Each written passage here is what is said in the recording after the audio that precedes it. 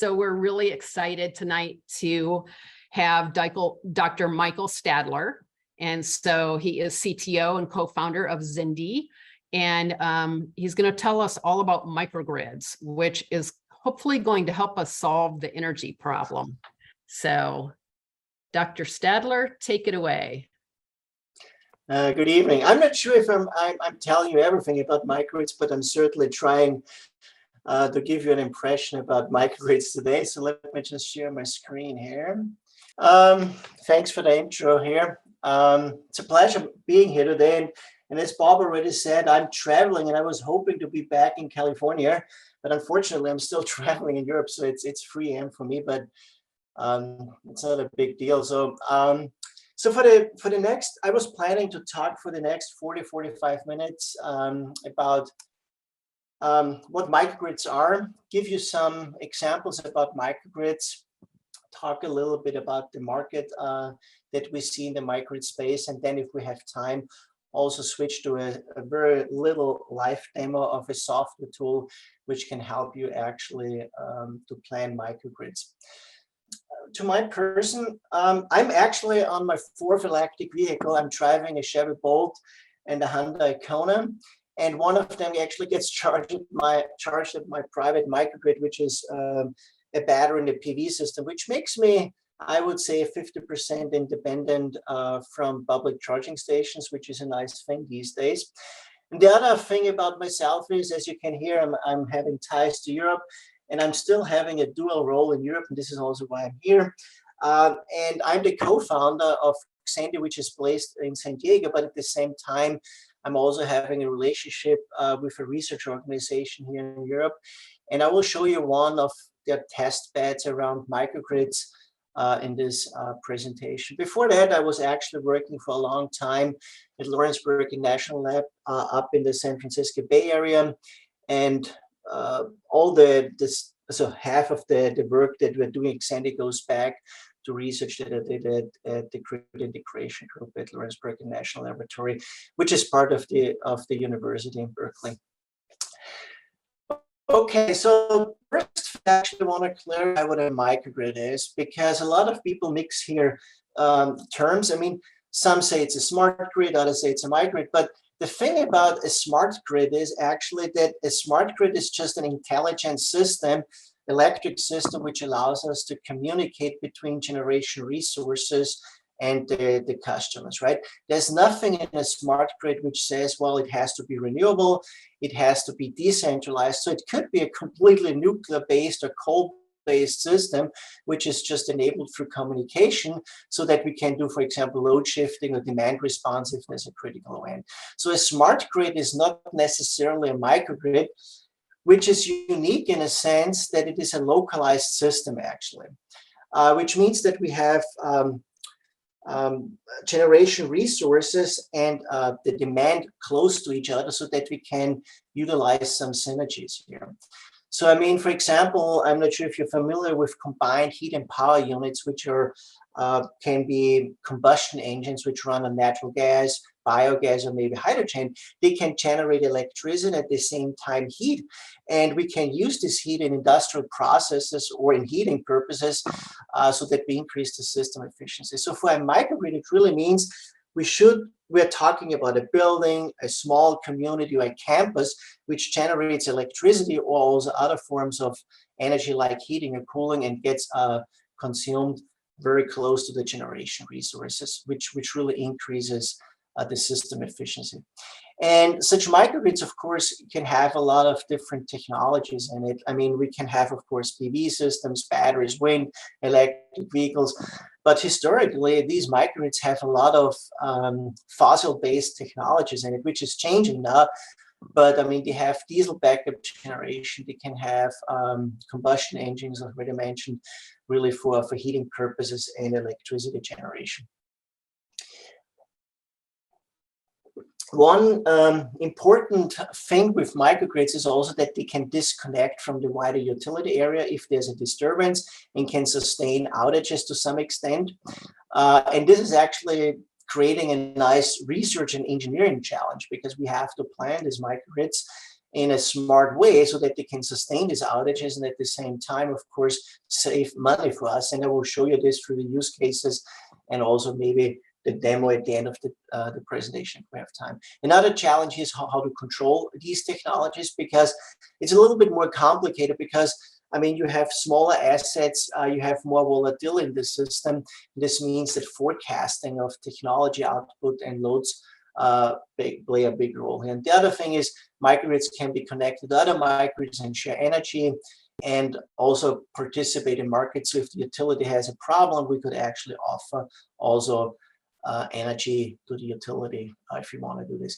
But key is microgrids are really a localized form of generation and demand resources that we want to plan and control in a smart way here. So this is one of my most complicated figures in the diagram. It's in my presentation, it's actually just there to show that it can be a complicated problem. I mean, I think most of you probably think about a PV system, a battery, and an electric vehicle, which is completely legit. And we plan also such systems in residential space. I mean, a colleague of mine planned with our software actually the size of the battery and the PV system to be cost optimal for his house. But in reality, I mean, these systems can really have way more technologies in it. And this is really what we are specialized, right? I mean, if we talk about a community, then I mean, we can have heat pumps in the system because they're becoming more important. So we can think about how we provide heating.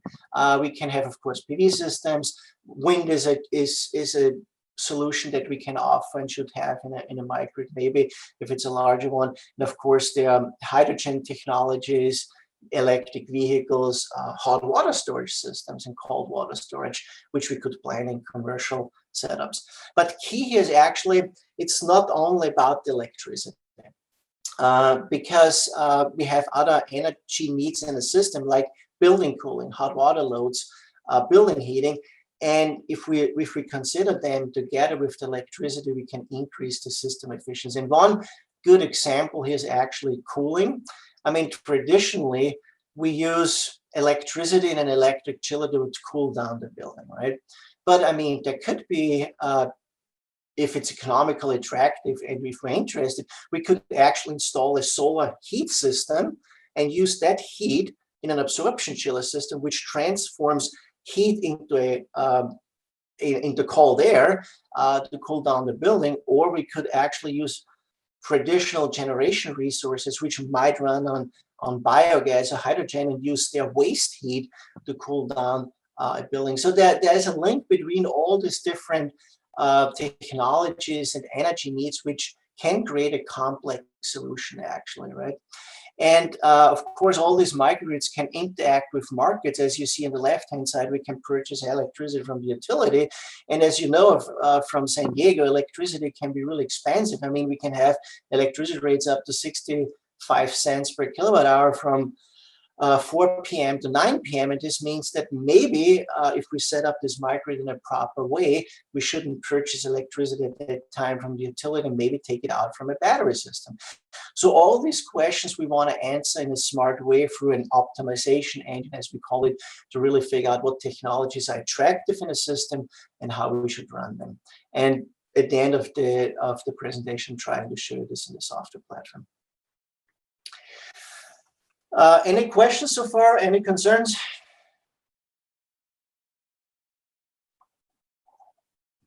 Okay, very good. So in terms of markets,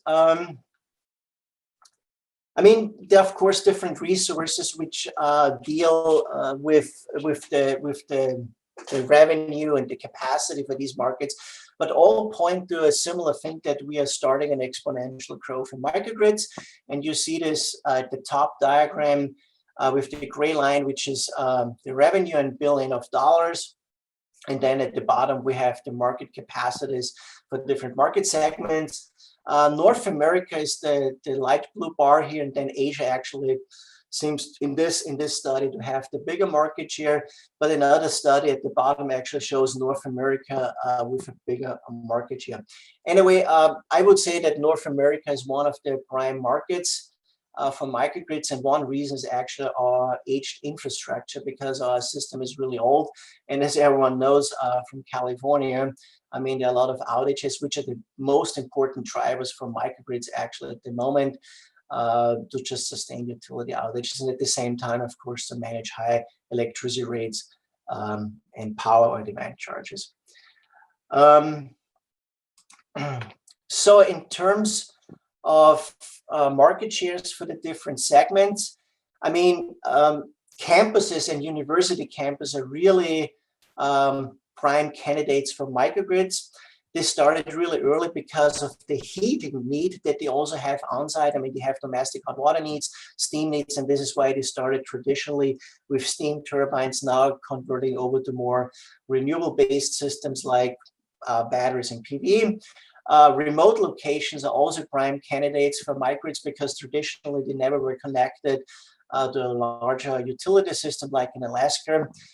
And they still run a lot on diesel and natural gas or propane. But what we're also seeing is that the military space is really a prime driver for microgrids. And traditionally, it was really about resiliency. But with the new administration that we have in Washington, it's also about carbon emission reduction. And they're also moving away from this combined heat and power units, more to battery systems and PV systems. Healthcare buildings are really important candidates for microgrids, again, because of the need for heating, cooling, and electricity, and microgrids can really help here. Utilities also running microgrids. I'm pretty sure, maybe you know the Borrego Springs microgrid from that we have close to San Diego. But these microgrids, from our perspective, are not that important because we are really focusing on microgrids which are behind the electric meter. Which means which are owned by the building owner, by the community or campus, and we would run them to really minimize costs against the utility. And this is what I will show you. So we want to actually run the micro to bring the cost down because of the high demand charges, utility rates, and greater benefit for us. In terms of costs, they can really be expensive or cheap, relatively cheap, depending on what technology we have in the microgrid. And there's a huge variation, a spread in the costs here, as you can see on the right-hand side of this slide. And the blue triangles, which are communities, they can really become large.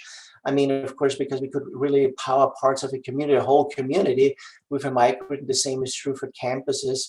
I mean, UC San Diego, which will be an example in my presentation today, has a peak load of almost, I think it's 46 megawatts. So it's really a large microgrid.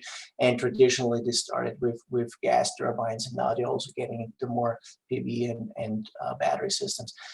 But the commercial space has a huge variation here on the left-hand side, and this really just depends on what technologies are used. I mean, until a year ago, I mean, fossil-based microgrids were really cheap because energy was cheap. Combustion engines are really cheap technology, and you could really see them below $1 million per megawatt. Now this is changing because of the energy crisis that we're seeing. Okay, so last slide about the markets, and then I will move into the two use cases. As I did this pie chart on the left-hand side that you see here, the first time in 2016, it was dominated actually by fossil-based technologies, combustion engines, gas engines, and so on. But this has changed a little bit now, and as you can see, at least in the world market, PV is really dominating the microgrid space. And it's also because of the remote locations that we have in Africa, which getting now PV battery systems as microgrids. Diesel backup systems still, combined with natural gas gensets and microturbines, which mostly run on natural gas, a real big part here. But energy storage is also taking up here the space. And this is what we're actually interested also with electric vehicles and residential buildings, I would say. In terms of technologies in the different in the top 10 US states, there's really it's a mixed bag. I mean, if we look at California, this orange part of the par is actually the PV system. And as you can see in California, most of the microgrids have a PV system in it. We have only some reciprocating engines, which is this part. But if we switch to Texas, I mean, Texas is a completely different picture. I mean, we have a lot of combustion turbines, a lot of reciprocating engines, and there's some wind coming into the market here. So really depending on the market, the preferences, and also the subsidies that we're seeing, we have different compositions of the markets. For example, New Jersey is also interesting, a lot of PV systems, but in absolute terms, of course, the number of PV systems in New Jersey is actually way less than in California. So don't compare the states in because of the height of the bars, because this is just a relative diagram. It doesn't say anything about the absolute numbers of PV systems. So anyway, let's switch now to two cases that I have here. And the first one is actually a European one, which underscores actually that microgrids are not only about electricity or electric vehicles, it's also about thermal technologies. It's a research facility in Austria, which is an office building and a firefighter station, which exchanges energy in a small community setup. And then the other example that I'm going to show you is really here from San Diego, which is UC San Diego, which already has a lot of micro technologies. And we last year had a project with them to really upgrade the system at UC San Diego to host up to 5 megawatt in EV fast charging capacity. So we're talking about 40 fast chargers with 125 kilowatts charging capacity. And I will show you that we can do this actually either completely without the utility or in a way with utility connect, which actually saving money for UC San Diego, and at the same time also reducing the burden on the distribution system and on San Diego gas and electric. So the first example here, it's a really nice story because in 2018, the community actually decided to build a new fire station, and they had the challenge to find really a heating technology for that building, because no one really wanted to invest in heating oil anymore. Heat pumps was a technology at that moment which they still considered too expensive. Natural gas pipes are not really existent in this community because it's a remote location. So they actually had the idea to connect this with an existing office building next to them, which has an oversized biomass system. Biomass systems are really common in Europe, and they actually decided to purchase the heat from the office building, from the biomass system. But at the same time, they also offered to provide the roof for a PV system and install a battery system so that these two buildings can exchange energy. And this actually created a nice test infrastructure, which not only includes the PV system, the battery, and the biomass system, but it also has a huge almost 2,500 gallon hot water storage tank system, which allows us to play around also with the solar thermal system. It has absorption cooling, compression cooling, and we also installed a couple of EV charging stations, and we can now run a lot of tests at the system to make sure that, for example, we're not burdening the utility system when we're charging electric vehicles or have high loads here. So we can test different control strategies. And the reality is that in most of the parts that you need from microgrid can already be purchased from vendors. I mean, you get your battery system. I mean, everyone knows Tesla, right? You can get your battery from Tesla if you like the customer service and all that stuff. And they also have already basic control strategies which are needed to control microgrids in a smart way so that we can reduce costs and avoid problems for the utility system. And this is what we are doing at this site. And again, sorry for a little bit of a busy diagram here, but I will walk you through. This is already a result from a smart control system, which is on top of the existing controllers that you can purchase. And all these control strategies have the strategic goal to reduce the cost further for the owner of the microgrid. And what we have here is at the bottom, these are the electricity market prices in Europe. They are very dynamic at the moment because of the energy crisis that we have here because of Ukraine. And as you can see, I mean, they're very volatile. They go down to 12 cents per kilowatt hour. The euro-dollar exchange rate is currently around 1, so you can actually say this is 12 cents, dollar cents per kilowatt hour, but it can go up to 32 cents on the market, right? And on top of this, you would have distribution system costs and all this stuff, which actually brings us in a range like we see it in San Diego of 60, 65 cents per kilowatt hour. So the strategy was now to really charge the electric vehicles and provide energy to the building in a way which is responsive to these changes in electricity prices. And at the top, you see here in red, the building load, including the electric vehicle charging. And here you see a jump at 6 in the morning, which is basically because someone plugged in the electric vehicle. It was with 20 kilowatts, well, 25 kilowatts charging capacity at that time. And here in the blue dotted line is actually the state of the charge of the battery. So how much energy is in the battery. And what you can see here is the battery is coming in pretty empty at midnight. But then when the energy price actually starts dropping, it starts charging the battery, the system. And then at the height here around, what is this, maybe 2 in the morning, when the electricity price starts going up again, we start discharging the battery into the system and using it for the building and electric vehicle charging. And what you also see here is in this orange line is actually the PV output. And interestingly, with this dynamic system, we use the battery to complement actually the PV system to bring down the cost for the building.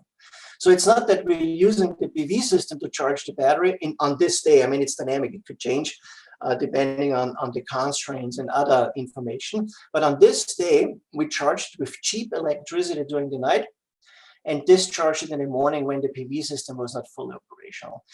And this created lower costs for the site because it could avoid really charging the electric vehicle with expensive electricity here in the morning. Okay, so now let's get to our closest microgrid that we have, which is UC San Diego.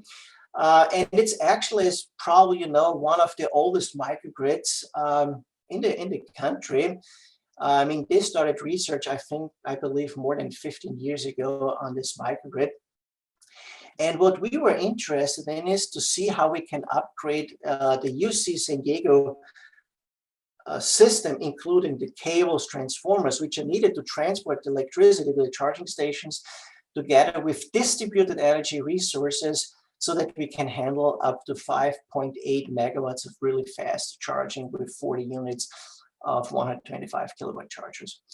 And what you see here on the right-hand side is just a high-level topology of the utility system, of the local distribution system, and the existing technologies. And you already have battery systems, PV systems, a lot of level 2 chargers in place, and a centralized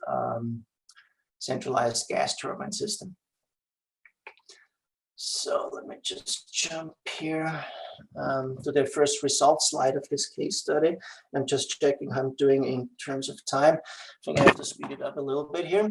But so what we were interested is really to upgrade the system with this additional 5 megawatts of fast charging capacities, and to avoid really upgrades to the system. So we really wanted to know if we can handle these capacities without burdening San Diego Gas and Electric, and also upgrading the cables and transformers. And it turns out if you strategically place your technologies around the campus, you can do this. And we had to install, so we had to, in the simulation, install a lot more distributed PV systems, which are shown by these larger PV icons. And this actually led also to cost reduction. So let's go to the right-hand side here. So we have here a pie chart, which is the baseline scenario, which means this is the current situation with 830 kilowatts of charging capacity, which is not much. It's just 4 DC chargers, and most of them are level 2 chargers. And in this scenario, most of the energy is actually coming from this centralized gas turbine, which is this brownish part of the pie chart. Only a little amount is coming from the PV system, and some is coming from the utility system. And UC San Diego spends roughly $20 million a year here in this baseline with on electricity costs and fuel costs. But if we say we want to enable now this additional 5 megawatts and enable additional distributed energy resources, which is the right column here, and this pie chart, we can see that actually we have way more renewable generation through the PV system. That the portion of the electricity purchased from utilities is actually going down, despite the fact that we're having a higher load now, because we're now having a charging capacities of 5.8 megawatts and not only 0.83. Still, the utility purchase goes down, and this is because we have now more PV in place. And we are also having a fuel cell in place, which is now managing the charging of the electric vehicles. And it actually turns out in this setup, UC San Diego can save money because the operational costs are going down to 17 million. And the biggest part, of course, is because they sell the electricity to electric vehicle charging stations. But at the same time, because of the new PV system, they have to purchase less energy from the utility. And in absolute terms, also considering the capital cost for the investments, the costs are also going down to $22 million a year compared to almost $26 million a year. So it's possible to actually reduce the costs, energy costs in the system if you strategically place your charging stations and technologies and save money and actually don't burden the system here. I have the same for the islanded case. I will skip this because I want to also get to the demo case and maybe have some questions here. But even in an islanded case, we ran this completely without a grid connection, and we could serve 3.25 megawatts of charging capacities without any purchase from the utility, just through the PV system, the fuel cells, gas turbines, and the batteries, which they already had in place. So, since I want to show you a little bit our XENDEE platform and how it can help you to design a microgrid, I want to talk a little bit about the platform here. We got established in 2018, and our goal is really to streamline the process of designing microgrid projects and renewable energy projects. So it's not necessarily about a microgrid which can disconnect from a utility. So we're also planning for communities just normal PV battery projects. And we're doing this by really providing a lot of standardized approaches, databases, so that you don't have to deal with electricity rates in your region or with technology cost assumptions because they're coming in through databases. And in this way, you really can do a feasibility study if you have the data within an hour. So I'm going to show you this. One of our clients is actually Travel Centers of America. They also invested in XENDEE, but at the same time also using XENDEE. And as you probably know, I mean, they're maintaining gas stations and also restaurants along the freeway systems. And they're also thinking about changing that system and adding charging stations, and we are helping them with them. Also, Shell, for example, is a client. Shell is also now having renewable energy projects. They're also doing electric vehicle projects. The other thing is, last year, we actually won the Thomas Edison Award for critical human infrastructure in gold, which just shows that how important actually a technology like this is to really support the communities in terms of microgrids and renewable energy projects. So very high level, when you start planning a microgrid or renewable energy project, you need some data here. And most important is actually that you know your building load profiles and to some extent your electric vehicle charging profiles, or at least give an indication on how you would like to run your electric vehicles so that XENDEE actually can figure out how it should look like. And why I'm talking about building load profiles, I mean, a microgrid is always about buildings and electric vehicles. So we shouldn't forget that most of the time we're also serving electricity or heating needs to a building.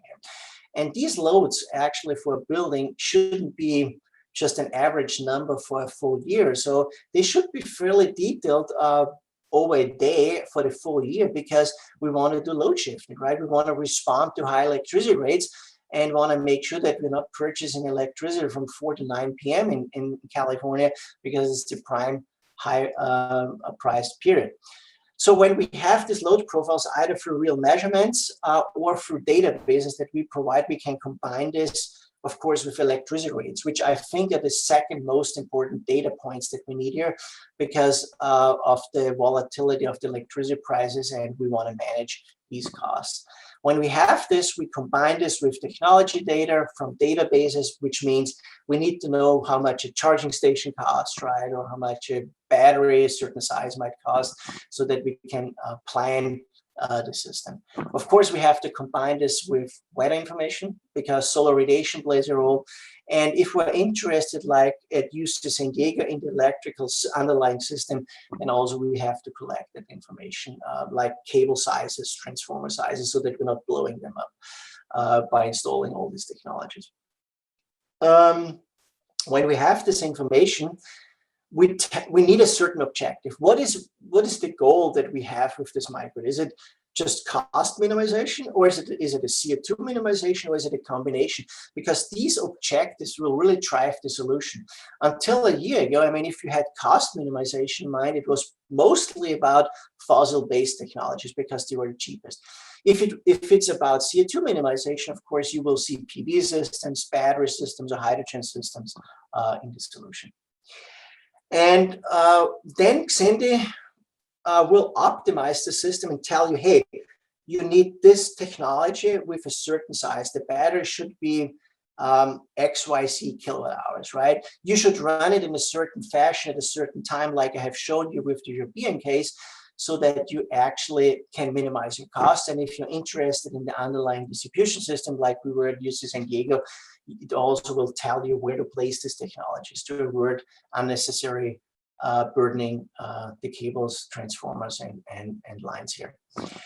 But when you have designed such a system, it's also about implementing it and controlling it. And again, you have seen this also at the European case, because it's one thing to plan a system and then to run it, because we have seen many times people are designing a system, installing it, and then they don't do nothing about it. I mean, I was involved at the Microgrid project on the Central Coast at the military site in 2015. They installed a 1 megawatt-hour battery system, a huge PV system, electric vehicle charging stations. Everyone was happy about it, but guess what? The base commander left, the energy manager left, and since then the battery is sitting there and it's actually getting damaged because no one is taking care of the system. So control and operation is really an important thing, and maintaining the system, because otherwise you're not getting the revenue that you are planning for. I will skip this and actually then jump into our Microgrid design tool to give you an impression here. We have also a specific feature here which really deals with this Microgrid fast charging capabilities, which we used for the UC San Diego example. So in the demo, which probably is just going to be 5 minutes, so that we have 5 minutes for questions, I will show you a case which is just utility based. So how much does it cost to serve your electric vehicle charging capabilities just with the utility in San Diego? And then what's happening if we install a microgrid with PV and battery systems, how this can bring down the costs. So I'm just stop sharing my screen here and go over to my platform, which I will share again. Just find it. Where is it? Share again. Let me see if I find it. This one. Are you seeing the platform now?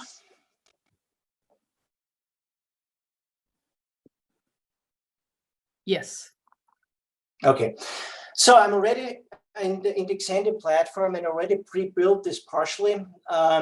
This is in La Jolla. and already assigned building load profiles. This is a strip mall, and I can show you the building profiles just to give you an impression here. I took this from a database. It's a very homogeneous load profile, just with spikes in the evening and in the morning, a little bit unstable. And already attached an electricity rate, which I took from a catalog system.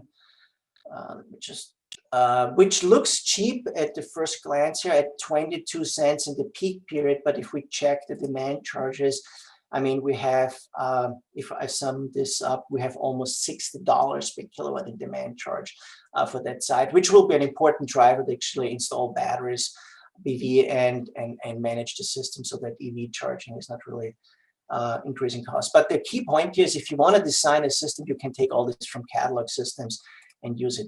I already installed, I already gave it a PV option. And now what I will do is I will also give it a battery and a EV charging options. So let me just define here, let me just find this here, 14 chargers that we have here. They are 1 year old. They have a certain charging capacity, and we want to have a charging rating of 100 kilowatts for each of these chargers, and we want to sell the electricity to the electric vehicles just for 10 cents per kilowatt hour. Just, oops, sorry. This is the charging cost, which is 10,000. Here we have the costs for the EV owner. And there are different ways on really considering electric vehicles. We could let XENDEE figure out how the optimal charging and discharge, the optimal charging profile for electric vehicle could look like if it's a fleet management system. In this case, I'm just entering a specific load shape that I'm having here for the strip mall, which is for overnight charging. So let me just find it here. Where is it? Deload. So it's just assumed a charging profile with really high charging loads during the night. And I choose this to see that we actually need a battery system to avoid really maybe burdening the utility system too much. The last thing I will do is I will add a battery as an option to this project. I will take it from a catalog system. And just to show you how quickly we can build this, my catalog. This is a battery that I was defining early on. And now we defined basically a system in which we're interested. I'm not saying we have to have a battery system or a PV system. I'm just telling the system, hey, these are my options, and now tell me how big the battery should be to supply the electricity to the EV charging stations and also to the building. And if I run this, I can define the different objectives that I was mentioning early on, cost reduction, CO2 reduction. I'm just going here with a cost reduction. And while this is results, oops, this was too fast, sorry. I need to go here. I want to switch to the results because I ran this earlier to show you them. Just results, here we go. Here it is. This one is still running, which is just started, and this is which I did this morning here. And when XENDEE does this, it assesses the reference case, which is just a utility-based system, which comes back and says, well, if you would purchase all the electricity for your charging profiles for your building from the utility, you would pay $814,000 a year.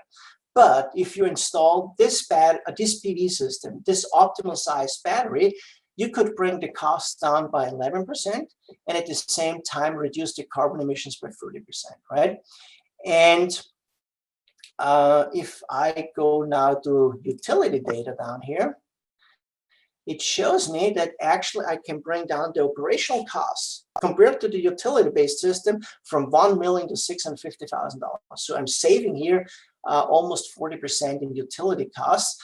And if I want to figure out how much I'm actually helping the utility in reducing the demand, I can go here to a dispatch and show you this for every day within a year. The we're actually cutting that purchase from the utility. In this case, this is January 1st. Here we have in green the electric vehicle charging profile. But this blue bar is actually utility purchase, and this greenish bar is actually what's coming from the battery. And as you can see, we are cutting down the purchase from the utility from 1,400 kilowatts to 1,000 kilowatts because we're using the battery. So actually, we're saving money, and at the same time, we're actually relieving the utility system. And we see this for every day. I mean, I can switch here to August if I want. And again, same behavior. We bring it down from 1,400 in the summer even to almost 800 kilowatts and relieving the utility system. And then, as you can see during the day, there's almost no purchase from the utility. And this actually brings me to the end of my presentation. If you have some questions, I mean, we have 3 minutes left. Maybe we want to go a little bit longer, but that's basically the core of my presentation. Thank you.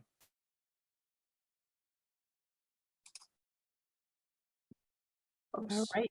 Thank you so much. Bob, are you unfrozen yet?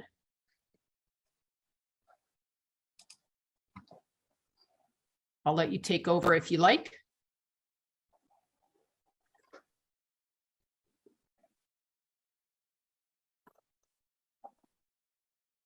All right. Okay. I'll go through some of the questions in the chat. I think a lot of them kind of got answered. What are the biggest supply constraints? Well, at the moment, it's of course getting the PV and battery systems, right? I mean, all projects we're involved in, I mean, it takes a year to really get the proper technologies really purchased. And that's actually the biggest challenge that we're seeing at the moment, because a lot of people want to actually build microgrids, but they cannot because it's just getting the inverter and the electronics for all the systems at the moment. Great, thanks. And I think Bob's with us again. I am now unmuted. All right, take it away. Somehow I think I got bumped off as the host, and anyway, I am back. All So right. let me scan through the questions. Let's see. Question about batteries related to our interest. What is the latest info regarding the vanadium storage batteries apparently licensed to China? So I couldn't really hear this. What's the latest status of The vanadium storage batteries apparently licensed to China? Tom Wegman asked the question. So I really don't know about this topic, so I apologize. So I really don't know about what's going on there because I'm not the technology vendor. Another question, does XENDEE also take into consideration the life of batteries and PVs? Yeah, absolutely. And I haven't shown you this, but the model that I was doing here in XENDEE was with a 5-year lifetime for the battery. So after 5 years, we would have to reinvest in the battery or fix it. And then, of course, this will change the revenue stream and, of course, the money that we're making. So that's all considered in this analysis.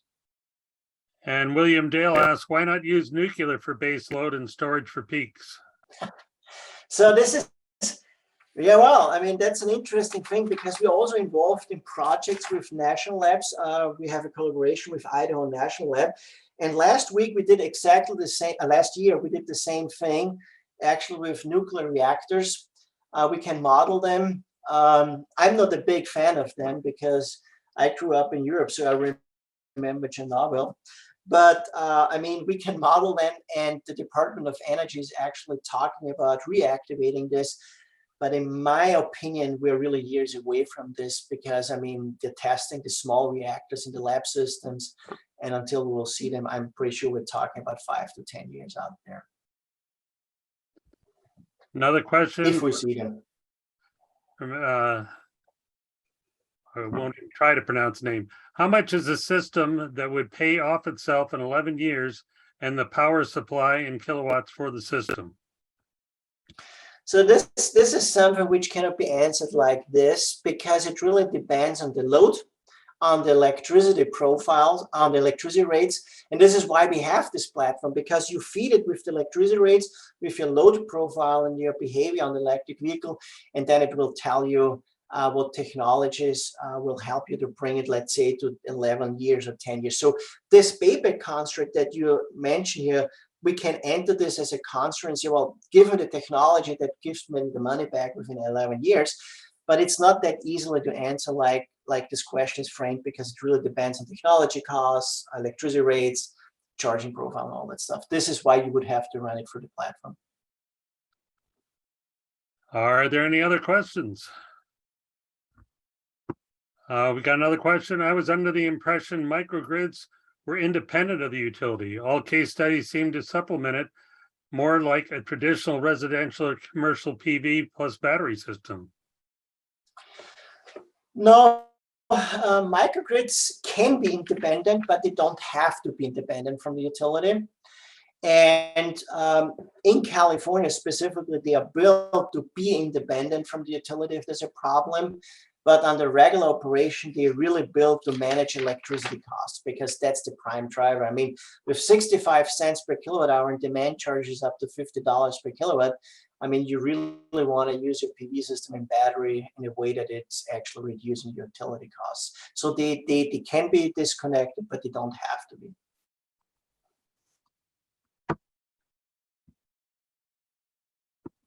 Then there's a follow-on question. What are the current markets in the US for microgrids separate from a PV plus battery system?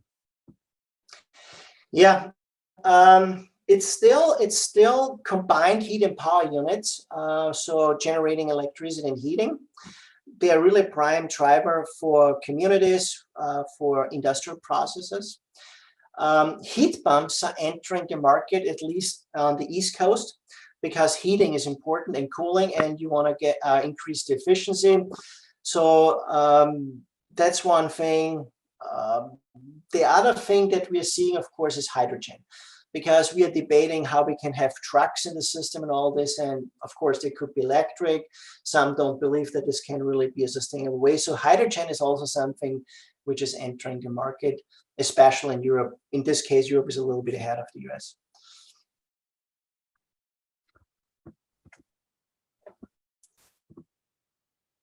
Okay, does this answer the question? Okay. The next one is, I think of SDG as my personal infinite battery for my PV system. Am I wrong? Maybe, because they constantly change the feed-in tariffs on us and the periods. I mean, if you remember 10 years ago, if you sold electricity from your PV system, it was really a high price. Now with all these new net metering rules, I would actually think having a localized battery is a better way than just relying on SDG. And my personal opinion is I want to get rid of these guys as much as I can, because they're constantly changing the electricity rates. They're making it harder to install something. And it's our biggest challenge, actually, in the microgrid space, that utilities constantly have all these fees on interconnection and all this stuff. So I wouldn't see it like this. The next question is, for example, I do solar for a living. How is this different? And are there examples here in California that go beyond the PV plus battery model? Yeah, of course. I mean, still in California, there are a lot of CHP systems augmenting the PV and battery system. The reality is, if you are concerned about outages, and we have a lot of communities saying, well, we want to have ride-through capabilities in outage or wildfire situation through batteries. And if you do the economic equation on this, then you quickly realize that for outage situations, probably battery is still an expensive solution. And you might be better off with a diesel backup generation, which maybe runs a week a year or 2 weeks a year. In terms of economic reasons, right? I mean, there's a lot of push to be completely renewable, but in certain circumstances like outages, it's still an expensive solution if you want to go for a week without any electricity on a battery from a utility. Oh, this next question, I'm sure is going to be hard. How does one get educated in microgrid technology? Well, that's our biggest challenge actually in this market. And there are a couple of things you can do. I mean, UC San Diego is offering some classes. My partner and co-founder and I are teaching there. It's fairly technical. Arizona State University is also educating, at least on the military side, veterans. So, I mean, I would say really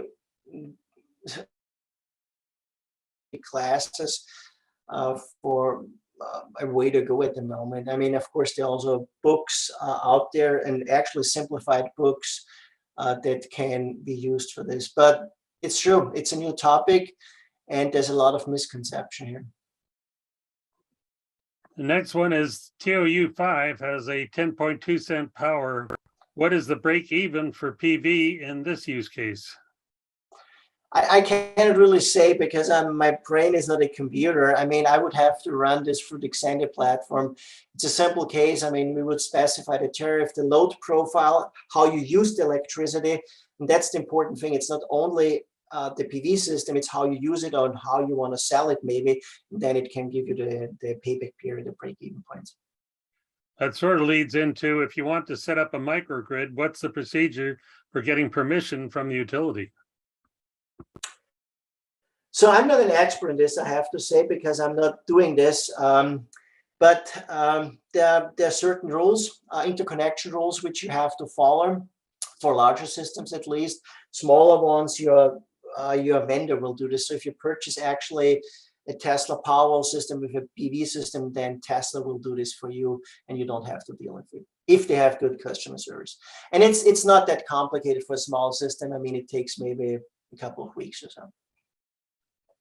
Next, we have retrofitting the system after the first 5 years based on the life cycle. Is the initial budget baked in already for both periods, or there would be a different budget in between the life cycle? So there are different ways on how you model this. We can do this in XENDEE. I mean, I haven't shown you this, but there's a kind of multi-year analysis in which you can actually factor this in at later stages through operational cost savings. And then the upgrade can be cheaper or at the same cost, but it really depends on how you do it. I mean, you can set aside money from your operational savings and then do this with that money, or you just take another bucket of money from a bank and we can model this. But there's no defined rule on how you should do that. All right, I don't see any more questions, and I have a feeling you'd like to get some sleep. Well, maybe just continue working. We'll see. Everyone, just a reminder that this meeting has been recorded, and in the next day or so, I will be editing it and posting up on YouTube. So it will be available so you can rewatch it and look at all those detailed slides and pick out all the fine points that you missed while you were listening to the talk. Thank you, Michael. And with that, that's the end of the meeting.